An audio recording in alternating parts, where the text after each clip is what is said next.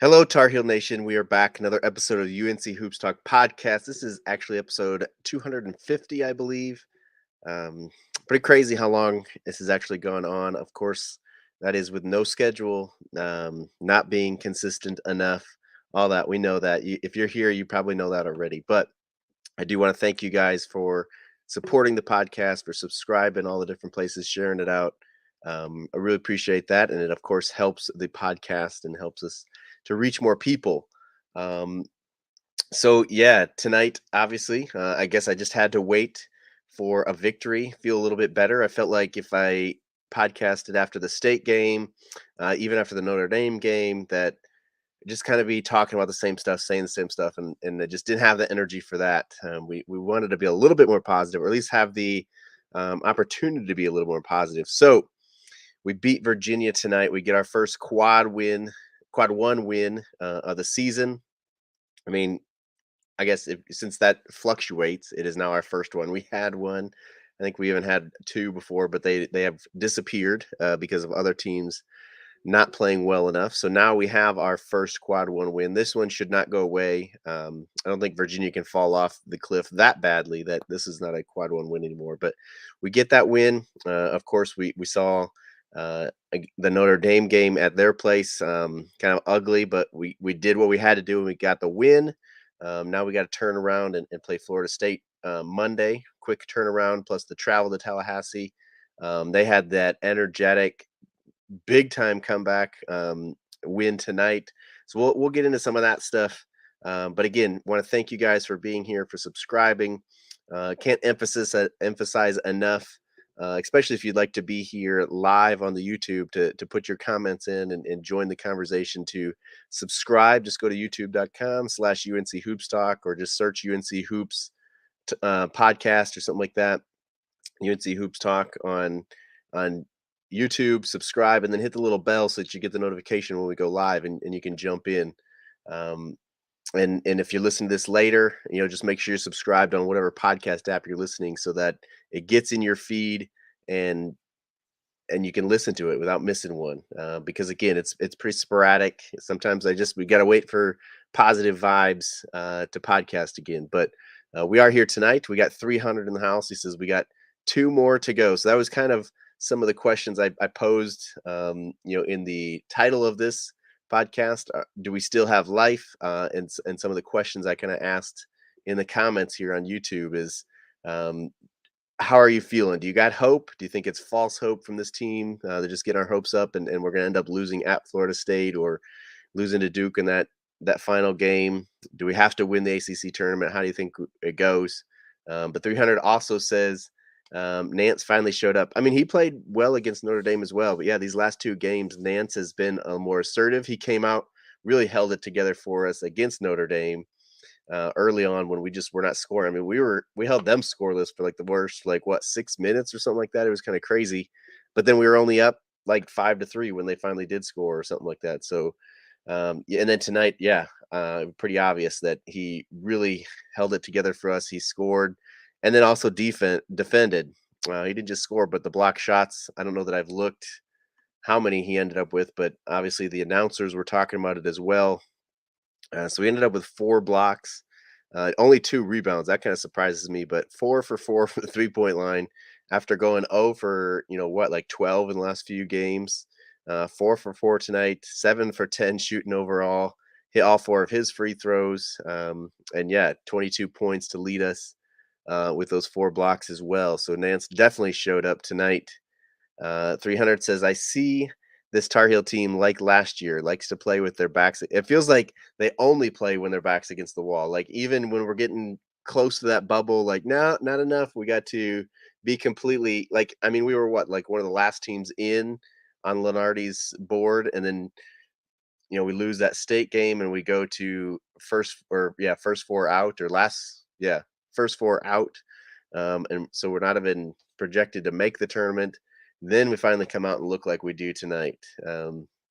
Again, it was said probably numerous times tonight, but we go, what, 2 for 23 against Notre Dame, somehow still end up getting that win. And then tonight we turn around and shoot, what do we shoot from three? 4 for 12? Is that no? That's them. We were 10 for 22 from three. So we were what 56% from three in the first half.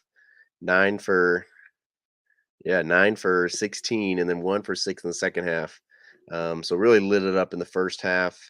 And really, yeah, shot 33% in the second half overall. So only made 7 field goals in the second half. But again, we that's what happens when we have that cushion. I feel like so many times we're from behind. The Wake Forest game, we were way down. And then we start hitting shots again when our back is completely against the wall, when there's like no chance of us winning. Then we start hitting a bunch of shots and we get it close and make it look decent. Um, but yeah, they like it when their backs are completely against the wall and everybody's counting them out. It's got to be all or nothing. It seems like with this team. So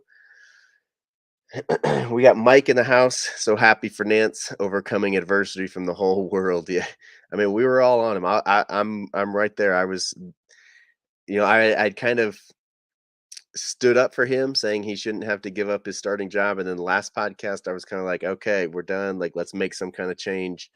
Let's move on. Um, but yeah, he obviously uh, turned that around tonight. Again, I think it was just a lot of being aggressive early. He was, backing in, looking for that fade or that turnaround jumper that he likes. He was just kind of getting to the spots where he likes. Obviously, and I think it helped hitting his first couple of threes, because he had what, three of them, I think, early on. Obviously, knocked down that first one, but I think he had three of them pretty early in the game, and so that usually gives you I mean, that's kind of what Caleb always looked for, right? That early three to make him feel more confident the rest of the game. Nance just obviously hits it where Caleb a lot of times didn't. Although Caleb hit one early too. He had that bank in, first few possessions as well. I don't know if that really gave him the confidence he was looking for, but um, yeah, we take care of business tonight. So Bryson here as well. Bryson Webster, I don't think I've seen you here. So welcome to the podcast live. He says Nance has some good games early in the season. Glad he showed it again tonight. Yeah, I mean we've talked about it here before. He had that 28-point game where he really held it together. I forget who it was against, but he's had his moments where he kind of again early on in the season he almost had halves or full games where he um, led the team and held it together for this team. And some of that is what the frustration has been, is we kind of know it's there. And for what, 3 4 5 games, it looks like he was just nowhere near that. So 300 says it goes to show this team has the talent. We've known that. Again, yeah, that's part of the issue is we've known the talents there.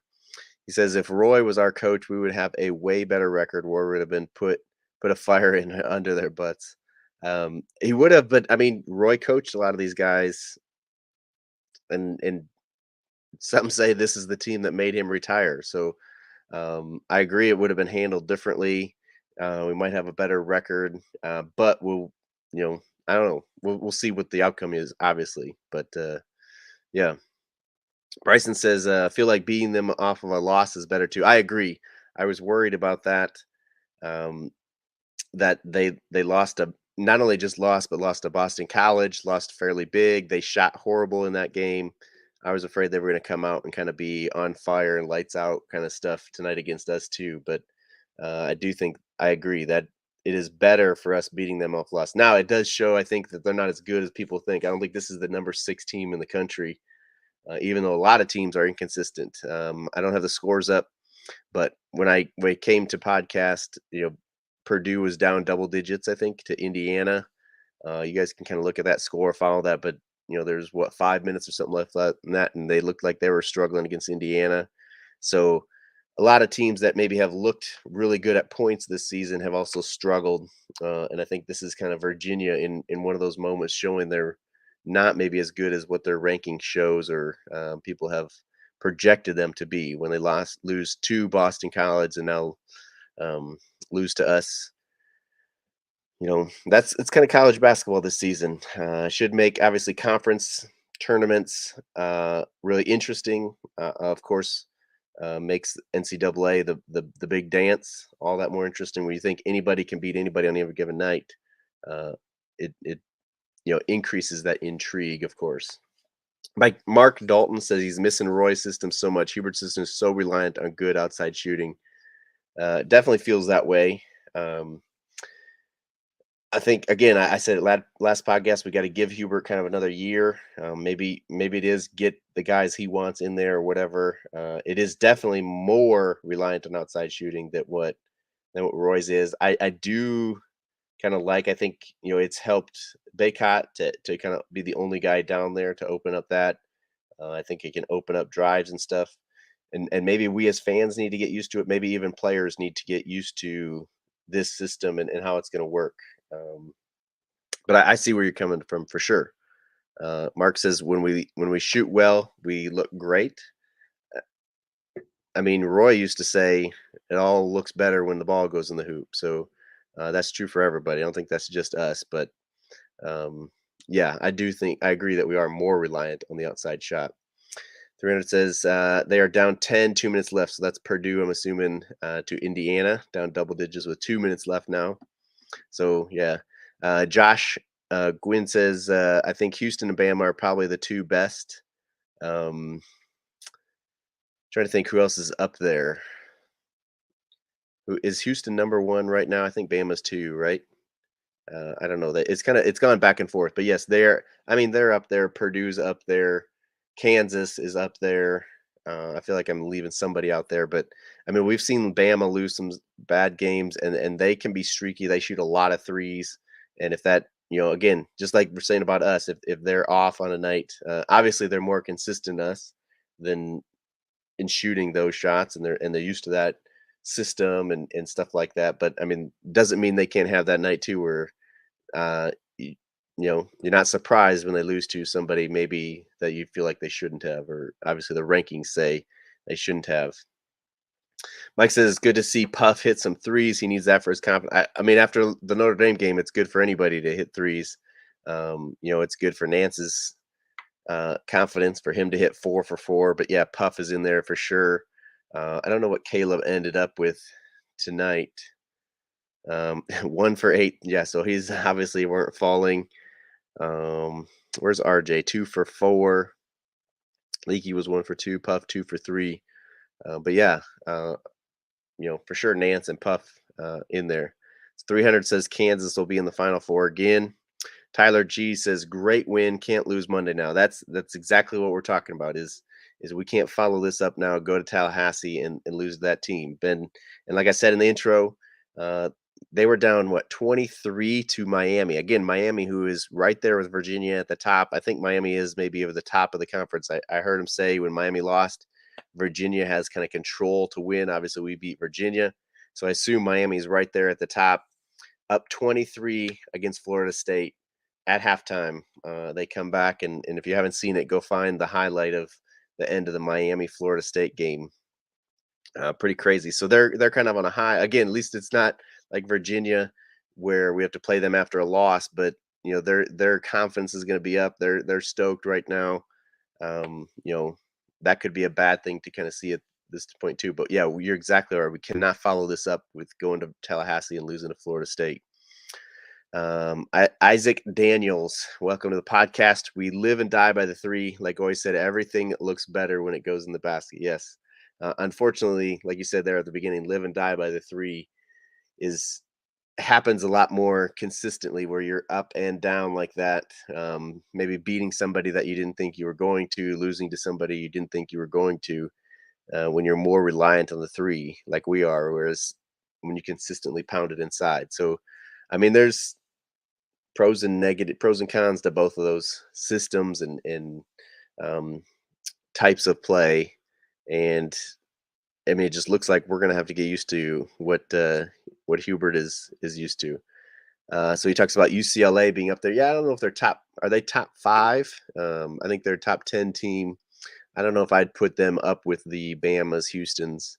But again, like I said, I think even the Houston's, the Bama's, Kansas's, I think they're more susceptible this year than maybe there are some years where we think, we have a team or 4 or 6 or whatever where it's kinda on a different tier than other years. I think this year, um, even though that top tier, they've maybe set themselves apart, but the gap is not as big there where they could easily lose, uh, to a team that you wouldn't expect them to.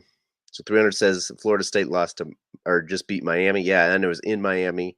Good point there. I was thinking it was at Florida State, but you're right. I can remember the big M on the floor there as he hit that buzzer beater. Excuse me. Josh says RJ has more boards than Mondo and Pete combined tonight. I hadn't looked at that. I haven't really gone through the box score completely. I've glanced at it a couple of times, but yeah, RJ 10 rebounds, Armando 6, Pete 2, Caleb. Yeah, I mean, look at that. We're led by our guards, and maybe some of that is again the amount of threes that both teams are taking.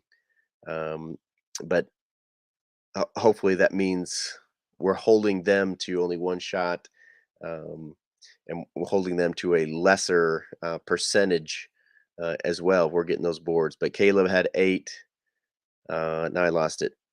Armando 6, Leaky only 2. He'd been rebounding at a pretty good clip. He didn't.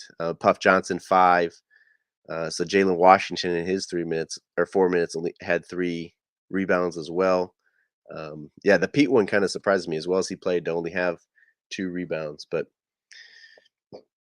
300 talks about Arizona State, Iowa, some wild games, some crazy games.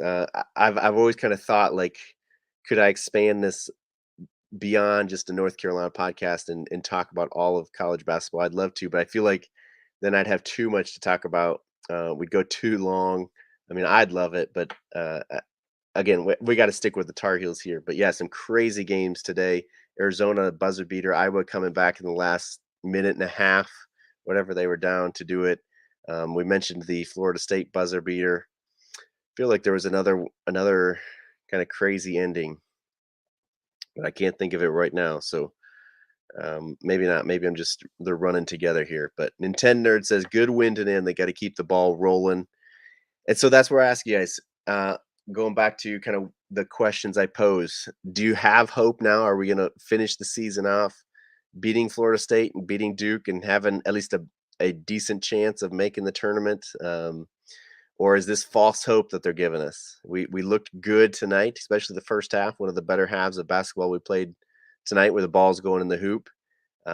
Or is this false hope and we're going to drop, at Florida State on Monday? Or, we beat Florida State, we get a little bit more hope, and then we drop it against Duke. I'd love to know kind of how you guys are feeling. I don't know. I mean, I'm so conflicted. Like I want it so bad to like, okay, we got it. We're gonna go. I know last year it was kind of hard. We're like we'd win a couple, and we're like, even in the tournament, we won a couple, and it's like, yeah, but this team's gonna come back to earth, and they just kept going. And so that part of me has the hope, but this is a different season. Hubert said it all year. This is a different team, different season. Um, are we going to come back to where we've been and just have a horrible shooting night and look horrible and play our way out of the tournament? So Isaac says, what do you think about the flopping charge calls? Seems like Baycott gets at least one a game.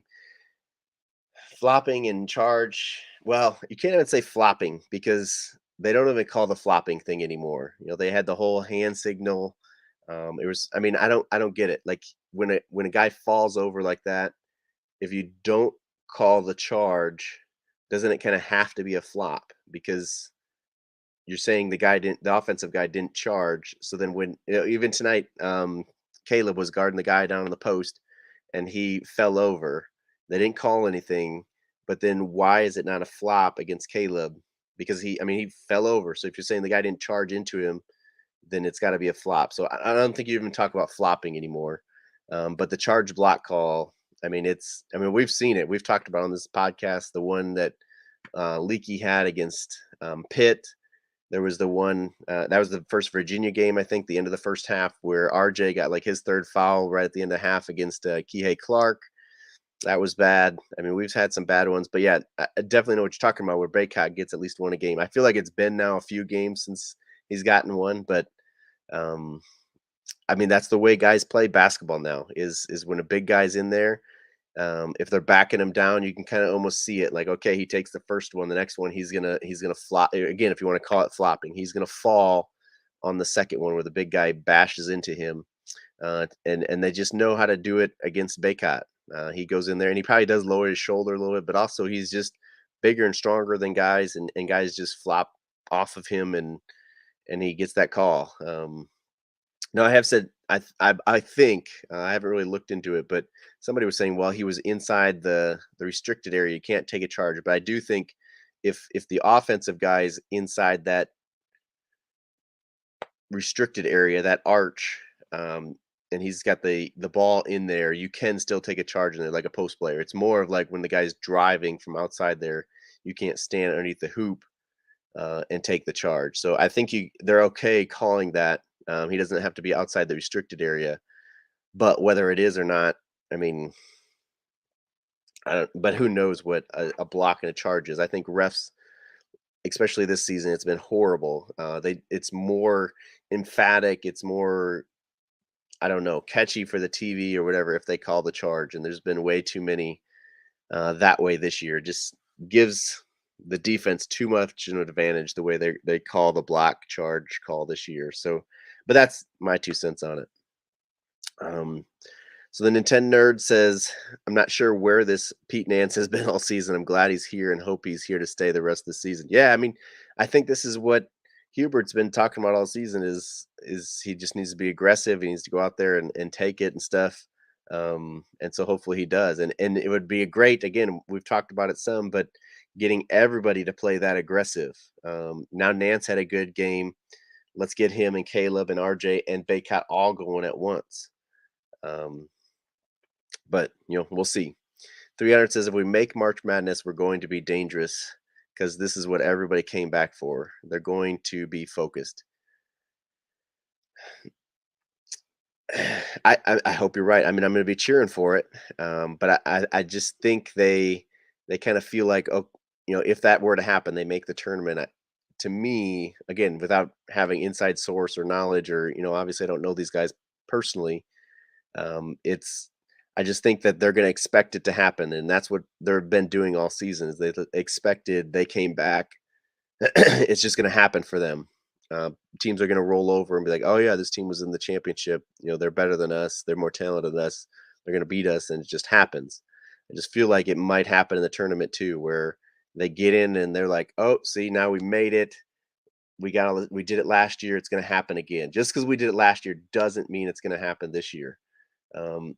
Again, I hope it does. I'd love to see us back in the Final Four, the championship, win the whole darn thing. But I could also see us, you know, I mean, obviously we're not going to have a good seed if we're 10 against the 7 and they're like, yeah, but we're a dangerous 10 and everybody's picking us. And they just don't come out with that energy and they lose to the 7th seed. Obviously, that's not really an upset. Uh, but I could see us kind of coming out flat and that happen. Um, or the second round then against an even a better team or whatever. So Christian says finally caught a stream, been a while. Yeah, it's good to see you back here. Obviously on some better terms here. Josh says it depends on what version the team shows up. Well, that's kind of what we're asking is, do you think we've kind of figured something out, or is it false hope and we fall back into what we've had? Um, but yeah, that's what we're getting at too. Of course, it depends what Tar Heel, and that's again what I was saying about the tournament is do we revert back to what we've seen all season when we're in the tournament? Isaac says Duke has been playing very well recently. Yeah, I mean, kind of since our game, you can say maybe a little bit before that they started going, but really since we've played them, they've been rolling. I don't know if they've lost since we've played them, have they? And it looked like they were going to beat Virginia Tech. I think they were playing tonight. I wasn't watching much of that game because it seemed like Duke kind of had it under control. But you guys can put that score there too. But yeah, they're playing very well. They're getting people back healthy. Um, they're not going to come into Chapel Hill and just roll over for us. That's for sure. 300 says they were bored this during the season. I mean, I think that's part of it is they were kind of just waiting for March, but I don't think you can just flip that switch either. If they were just bored, maybe they should have thought about not being bored a little bit sooner. And you'd think too, when the ACC record's not very good, when people are starting to say they're on the bubble, they're like, "Okay, we're not bored anymore. Let's start playing." But that's the problem with doing that as well. So Mike says, as a UNC fan, you always have to believe no matter what. Um, I don't know about if you have to believe. You have to cheer for it. You have to want it. But I don't know if you have to believe. I don't think if you don't believe. I mean, like 2 games ago, before we beat Notre Dame, I don't think you say, "I believe it's going to turn around." You say, "I hope it turns around. I think it could turn around." I don't know if you have to believe, but fair enough, Mike. I'll take it and obviously answer the question. So that's what we're looking for here. I'm not trying to call you out by any means. Nintendo says we looked fantastic against Clemson, turned around and struggled against Miami. Just can't be fully confident in this team since they haven't shown the consistency. And exactly where I'm at is you hope they were, and we talked about their backs are against the walls. Everything is kind of win or go home. Seems like this is March Madness already. Um, but yeah, they haven't shown anything to think like, well, okay, now we got it figured out. We've seen flashes before, and then you're exactly right. It turns around and we lay an egg. And do we do that before the tournament and not even get in? Do we wait till the tournament to do that? Again, have we figured it out and it's going to be like last season? That's the hard part. James, good to see you again. Came in late, but this version of Nance can stay. Nobody's saying Nance should be benched tonight, huh? Nobody's saying that Puff should start over Nance after tonight's game and stuff like that. But no, I'm right there with you guys. Stay vigilant. Let's go heels. All right, Christian here, I think, has answered some of our questions. I think we're in the NCAA tournament. If we beat Florida State, I think we can get away with a loss to Duke if we at least win one ACC tournament game. Ooh, that's an interesting one. I haven't gone through all the scenarios. I'm not sure I I understand. don't. I don't know exactly where we're at in the ACC standings, and obviously it doesn't even matter now as much as it does at the end of the season. That's tough, though. I mean, I agree that we can't lose to Florida State because that would be a bad loss. But then Duke would give us our second. I don't know if one quad win is enough, and if we only win one ACC tournament, I don't think that gives us another quad one. All right, I'm looking it up here what the ACC standings are, and obviously some of the games aren't even done.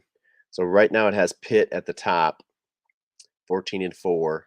Miami and Virginia and Clemson all have 5 losses. So that's 4, 5, 6, 7.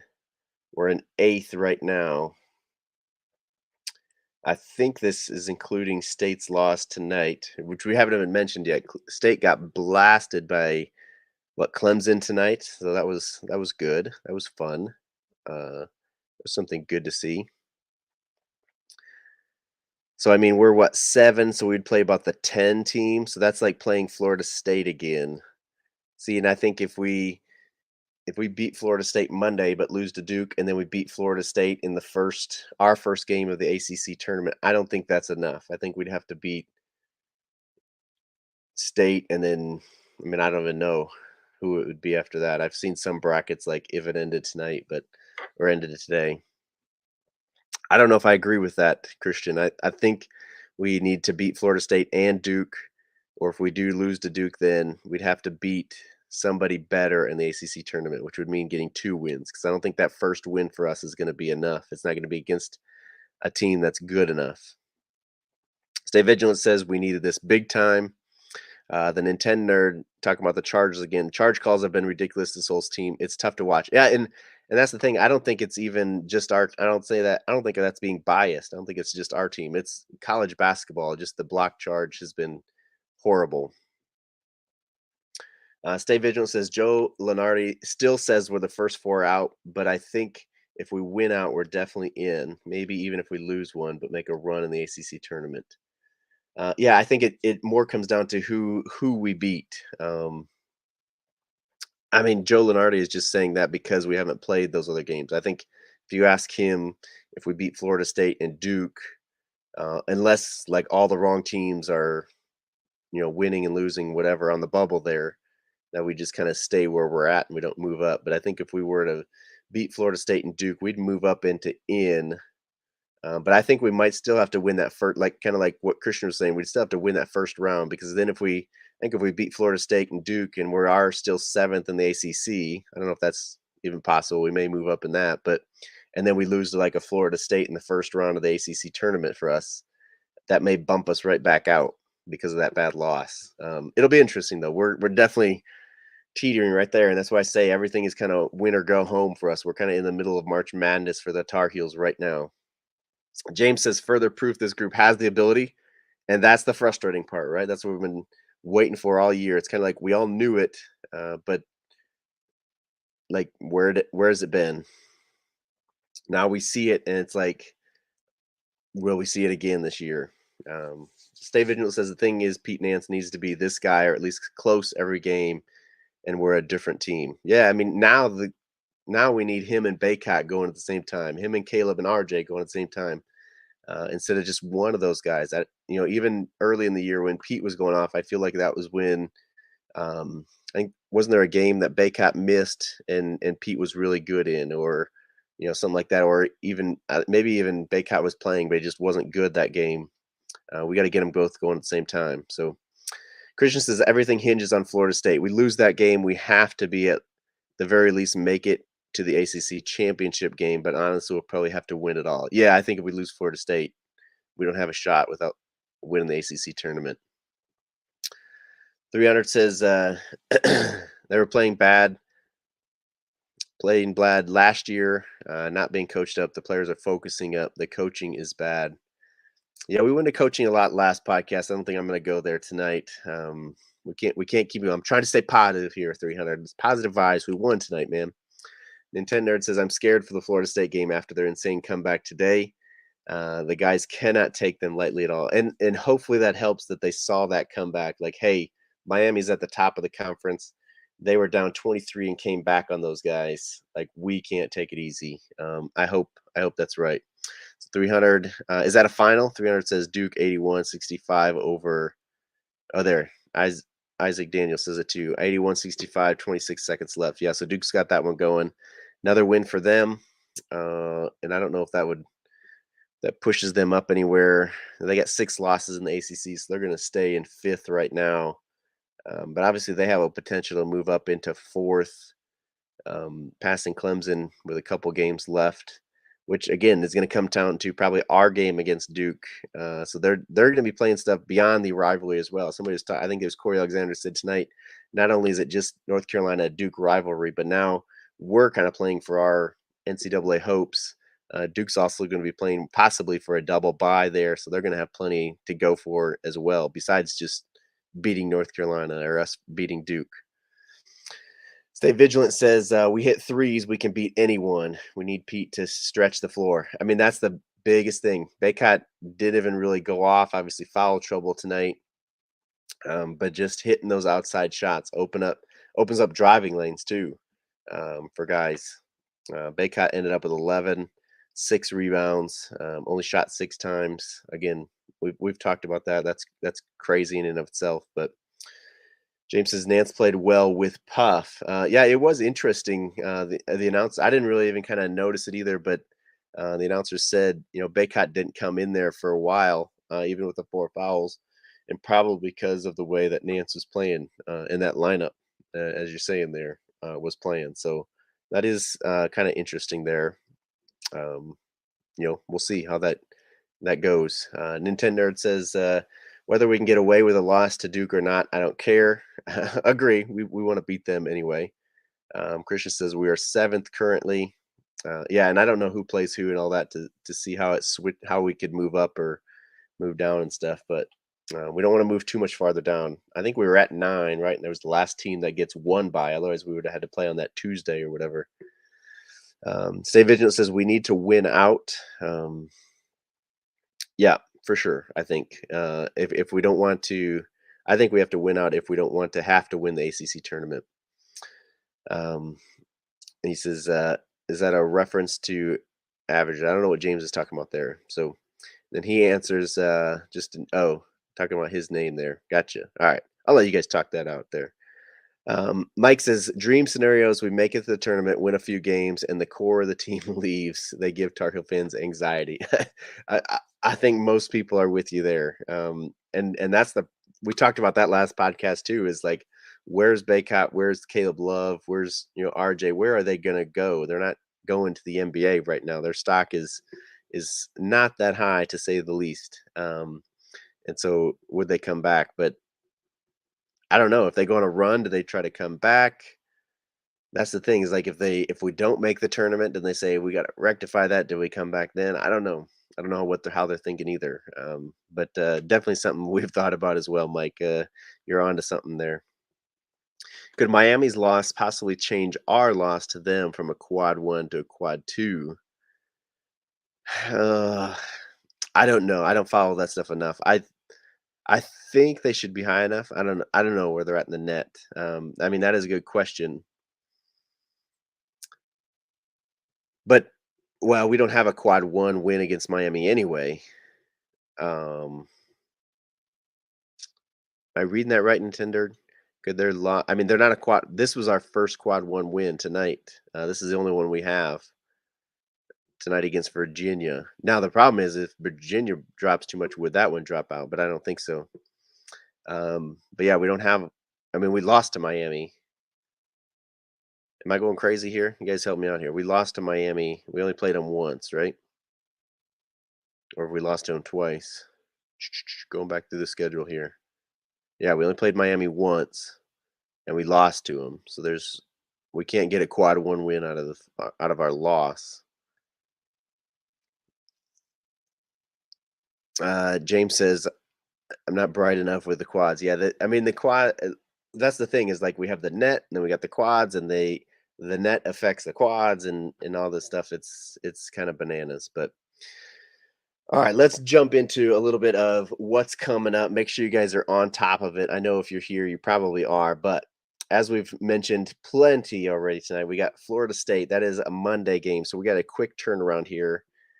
I'm assuming tomorrow is off, maybe light on, I mean, travel on Monday, maybe tape tomorrow, travel on Monday, shoot around, that kind of stuff. But we play on ESPN. The rest of our games here are on ESPN for the regular season. So Florida State on ESPN in Tallahassee, 7 p.m. Eastern tip, which means I'm probably watching that game on delay on DVR.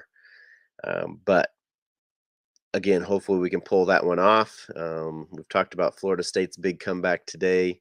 So I mean, there's on a quick turnaround as well, but they're going from Miami to home, and then they stay home for the Monday game. So that hurts us a little bit. And then we follow that up, of course, with the Duke game next Saturday, March 4th, on ESPN as well, 6:30 Eastern, 6:30 p.m. Eastern tip in Chapel Hill. So at least we're at home. So again, if we can pull this win off at Florida State, at least we got Duke at home. We've already talked about how well they're playing. Not going to be an easy one for us. And then, of course, that next Tuesday, hopefully Wednesday for us, is when the ACC tournament starts. Um, and yeah, and we'll kind of see. Obviously, we have to play it out. Do we have hope that the Tar Heels can keep going? Is this false hope, and we're going to drop one of these and have to win the ACC tournament and make it really hard on ourselves? Um, only time will tell. As far as the podcast here, before I go, Nintendo nerd, we did lose. I just don't want our loss to them to turn into a quad two and hurt our resume. Gotcha. Now I'm following you. Unless I don't understand the net system, I'm not too savvy about that stuff. Yeah, I'm not either. I do think so. Quad one wins. Well, quad one, quad two, whatever. To get a If you play on the road, they have to be a top 75 net team to be considered quad one. If it's neutral, it goes to like the top 50, I think. You win that or whatever. That's a quad one game if the team you played is in the top 50 of the net, if it's on neutral. And if you're at home, I don't even know what it goes to. If it's top 25, maybe. And so Miami game was what? In Chapel Hill, so it was at home. So, yeah, they have to be I think maybe top 25. Is that even a quad 1 loss right now? I don't know. Maybe that would help us though if they went down to I mean, I don't think it would, but, it would put our record in quad 1s at 1-8 instead of 1-9, right? So maybe that should help us, right? I don't know. Like I said, I'm not savvy enough with that stuff either. I don't know how that works, and I don't think anybody really knows how the committee completely takes that all into consideration when they're looking at your record in quad 1 and then quad 2 losses and all that. I don't know. So I Dan Isaiah blah, blah, blah, blah. Isaac Daniel says quad 1 is 1 through 30 at home, 1 through 50 neutral, 1 through so I had the neutral and away win. I just didn't know about home exactly. And then yeah, quad 2 is at home they're 31 to 75, neutrals 51 to 100, and away 76 to 135. So um yeah, there's that. I don't know where Miami is if they are top 30 to make that a quad 1 loss. I'm guessing so since we got so many of those losses, but um I don't know, stay vigilant. Exactly right. We just got to win. I'm feeling a run coming since Notre Dame win. And seeing more of a fight in this team past 2 games. Please keep it up. There has been more of a fight, but that's also what we've talked about is now do they relax and like, yep, see, we've done it before. We got this. And they think it's going to keep rolling, and it doesn't. But yeah. So Seven God here. Haven't seen that name here. Appreciate you coming on. Good to see you. We are not losing again to the ACC championship. Remember me. I'll be back after that championship game. All right, Seven God, we got it. Boom. You're on record here. You're on tape. We got figured out. He's calling it. Everybody, keep him to it. Hey, I hope you're right, man. I hope we go. I mean, we should be in at that point if we get to the ACC championship. We wouldn't have to worry about that stuff. Um, I'll be right there with you. I'll take that. Mike says, Dan, what do you think happens these last 2 games? Man, now you're putting me on the spot. What do you think I am, the host of this podcast or something? Um, Oh, I mean, I really wanna say that we win these last 2 games, but they're like, I don't know, been hurt so much by this Tar Heel team or something. I don't know what it is, but, like, I just can't muster myself up to have the confidence to say we win these 2 games. I mean, at Florida State, again, off of what they're coming off of, and then Duke at home, it's just tough. I really want them to win these games. I want to say it. I just don't know if I can. I don't know. I'm afraid they're going to drop one of these games. I'm assuming you guys can hear that in me when I keep bringing up like, hey, they're going to be too confident and drop one of these games. But I hope I'm wrong. So there you go. I guess I'm going to say it. They're going to lose one of these games, either Florida State or Duke, and kind of have to win the ACC tournament. Um, so I guess I'm not right there with Seven God there, but man, I hope you guys are right. Again, I DVR every game in case I want to watch it again. I'll watch every game, even if I have to start it late and not look at my phone to make sure I'm not keeping up with the score and stuff. I want to watch it and not know what the outcome is. And I hope we win, but I just can't say it. I don't know. James says, honestly, feels like we've tried to reinvent the wheel 2 or 3 times, I think.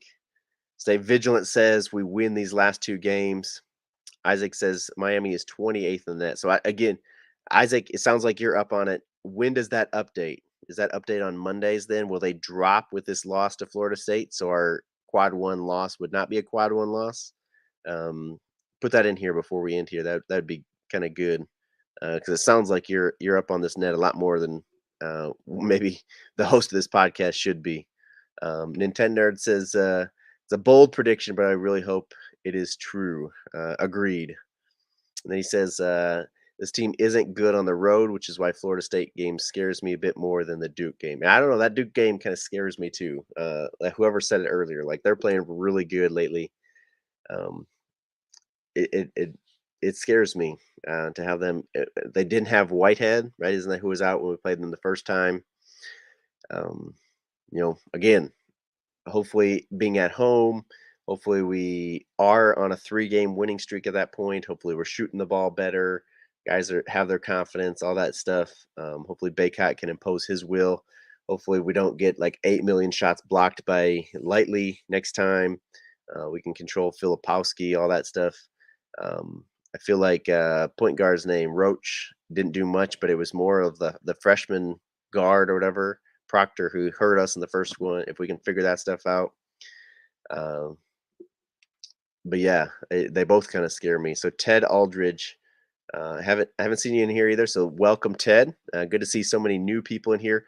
I guess that's about a good a time as any to plug again. If you guys are not subscribed to the YouTube channel, subscribe and then hit the bell so you know when we go live because I'm not on a good schedule. Been hurt too many times by this team, I think. But he says I don't want to get swept by Duke. Nobody wants to get swept by Duke. Nobody wants to lose to Duke, let alone get swept by Duke. So yeah, it is big time, and it's even bigger because we're fighting for our tournament lives here. So, oh yeah, and Mike here kind of mentions too. Duke game is our senior night, so that means I'm assuming Armando, Pete, Leaky again. Um, it says we don't lose on our senior night. I think I've seen that happen, but no, I'm there with you. Um, So Ted says, "I've listened via podcast forever. First time I've been live on the YouTube. That's what I'm talking about. That's why you guys got to subscribe to the YouTube. We've gotten those subscribers up.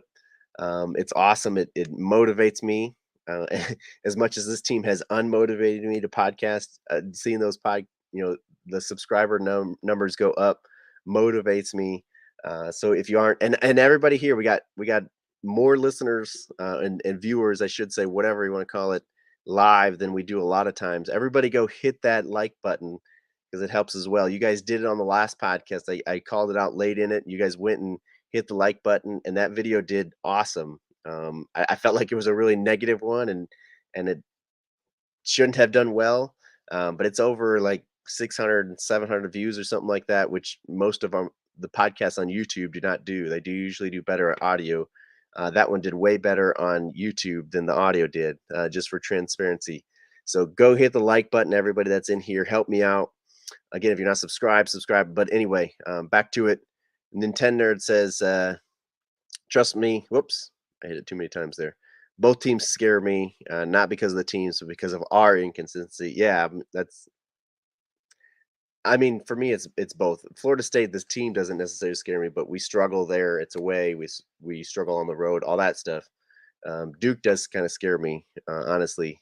Just kind of matchup wise. Not that we can't beat them. I think we matched up well. We should have won the first game, but they didn't have Whitehead. We'll kind of see how that changes it. And if we can minimize the impact that Lightly has, blocking shots and stuff, I like our chances that we can beat them. I agree. We can. Like we've said it all year. We have the talent. We can do it. Just can we be consistent enough? Can we knock down shots like we did tonight? All those things that we talked about. Can we do that against Duke? Stay vigilant. We'll be fine. We will show up at home versus Duke. I'm glad that you guys have so much confidence. I really am. So here, Isaac's got his. This is what I've been kind of waiting for. Net should be updated tomorrow or Monday at the latest. So again, who I think it was the Nintendo nerd asked that question.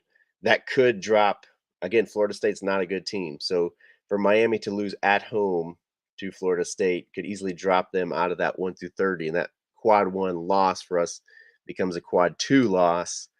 How that affects us, I don't know. I mean, we're one that would make us 1-8 in quad one. I don't know what our quad two record is, but and again, how the committee looks at those, I don't know.